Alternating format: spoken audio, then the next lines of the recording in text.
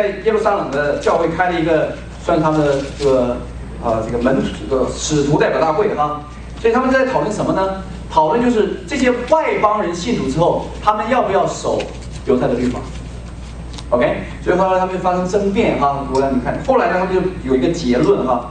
所以呢，在第15章的第27节哈，他们之后就派了这个犹大和希拉，就把这样一个决定啊，告诉所有的外邦的这些教会啊。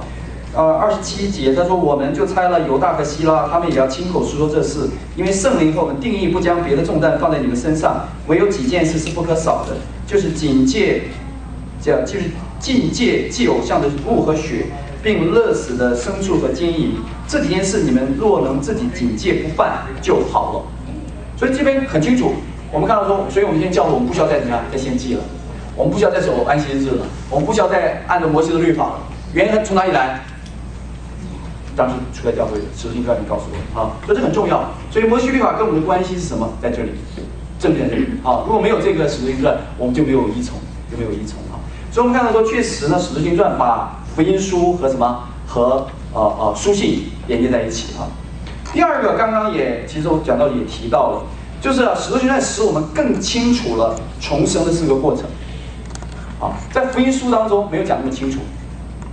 在书信当中，因为已经这个对他们讲已经是很 natural 的事情，他们也没有特别提。就在使徒行传告诉我们这4个过程，我已经讲了：认罪、悔改、受洗和什么受圣灵的洗。这个是我们重生的4个过程，很重要的，真的。我这次也感谢主，正好我觉得时间很慢，正好查到使徒行传啊，我觉得神都有他的心意，让我跟他了解说，确实我们不但有水洗，我们要有圣灵洗。所以未来我们希望说，以前我们在在那个台北也是这样子，在受洗的时候，其实不但要受水洗，也为了祷告，让圣灵充满 ，right away， 不是后来啊。当然我们是看神的工作，但感谢主，其实我们会经历到很多的，他就会经历到神的工作啊。感谢主啊，我想这才是一个完整的一个重生的过程啊。感谢主啊。另外呢，我想使徒行传也让我们了解了传福音的模式。我们都说我们进主要传福音，那到底怎么样才是一个有效传福音的方式呢？其实使徒行传才让我们知道这个方式是什么啊。几个方式其实就是这将近我们虽然说是6个方面哈，是很重要的。其实当我在看的时候，感谢主，我就发现其实灵粮堂为什么可以发展那么快，其实正是灵粮堂使用了正确的方法啊。第一个，我们看到说他们传福音第一次是差派使徒。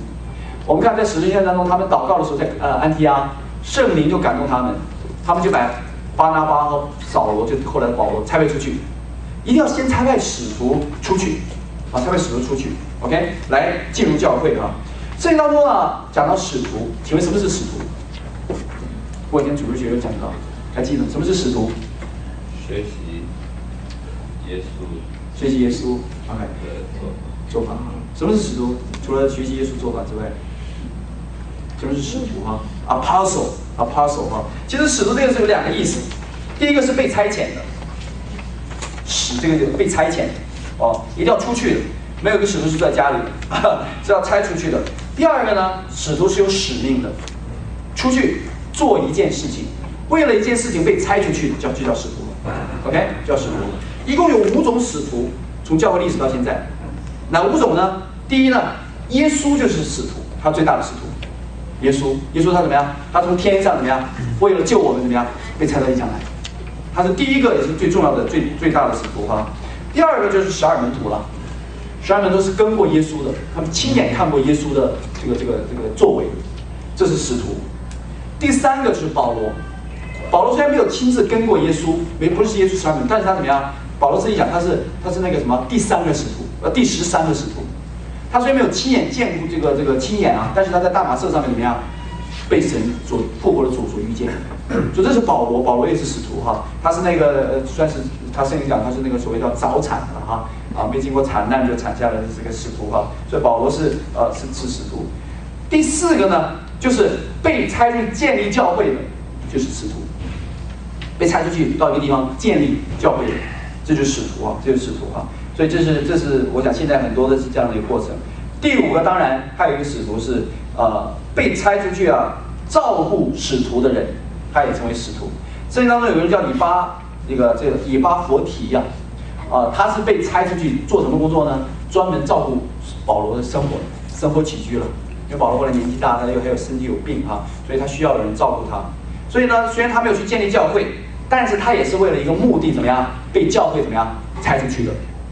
所以大家知道有这5种啊：耶稣、12门徒、保罗、建立教会的人，还有照顾使徒的人。这5种，目前一共有5种的使徒5种的使徒。所以第一呢，他们传福音，第一要先差使徒出去，这第一。所以确实要先有工人才有施工，先有工人才有施工没有使徒出去是没办法做事的第二个，我们看到从使徒行传看到很重要的，他们进入城市。确实每个教都需要传福音，但是呢，我们看从使徒行传看到很清楚的，他们进入重点地区。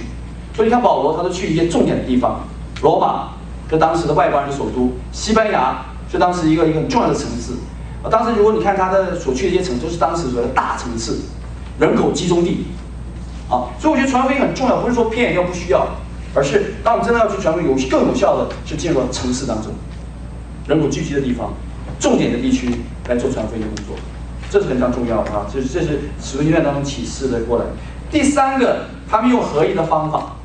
我们看到保罗传福音跟犹太人传和他跟外邦人传是不一样的所以他跟外邦人传的时候，他很少讲圣经，甚至根本不讲圣经。他跟犹太人就一开始引用旧约圣经了，彼得也如此。但他跟外邦人传福音的时候，他根本不讲圣经。的确今天如果你跟一个非信徒跟他讲圣经是没有任何意义的，因为那个圣经对他没有任何的权柄。他讲，当然你说圣经，那是你的信的东西。所以你看保罗后来有一次呢，他到一个地方发现那个地方一些这个外邦的地方他们有一个神叫什么？叫卫士之神，就说不知道这个神是谁。原因是什么呢？原因他们在这个地方在之前呢，几百年前他们发生过地震，在小亚细亚地方。当时呢，在那个地方是拜多神的，所以他们就盖了很多神的庙。然后呢，这个地震发生这些人就不知道是这个到底得罪了哪个神，才产生这个问题。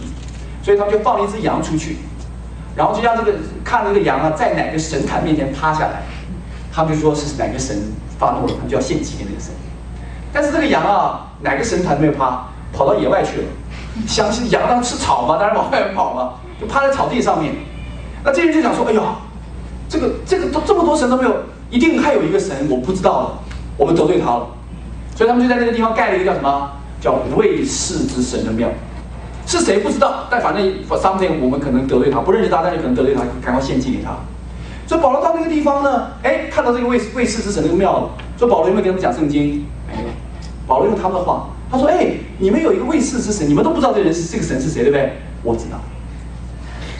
这个神就是那个什么创造宇宙万有的神，哈利路亚。的确，你们谁都没得罪，就得罪他了。所以你们要怎么样？要悔改，相信他。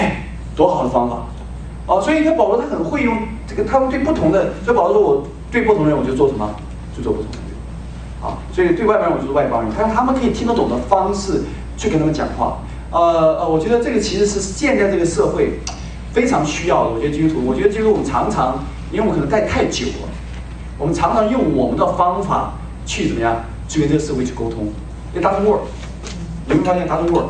以前我们在台北读神学院的时候，我不知道那时候这边有没有，那时候出那个哈利波特，哈利波特那在台湾有一个也是我们这个灵粮堂的牧堂的一个牧师，他就看了一本书，那本书他说哈利波特里面所用的那些咒语他讲一些咒语是真的，不是只是他编出来的，是真的在巫术当中用的咒语，所以他就鼓励说不要读哈利波特。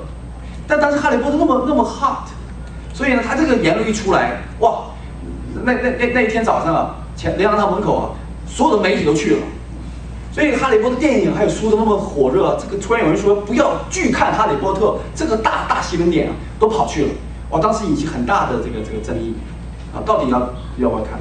你说这个牧师他讲对不对呢？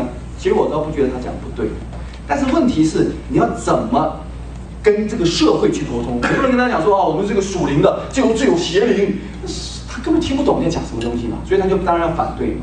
但是如果后来想，我们试着用这个方式去沟通，可能就会 work。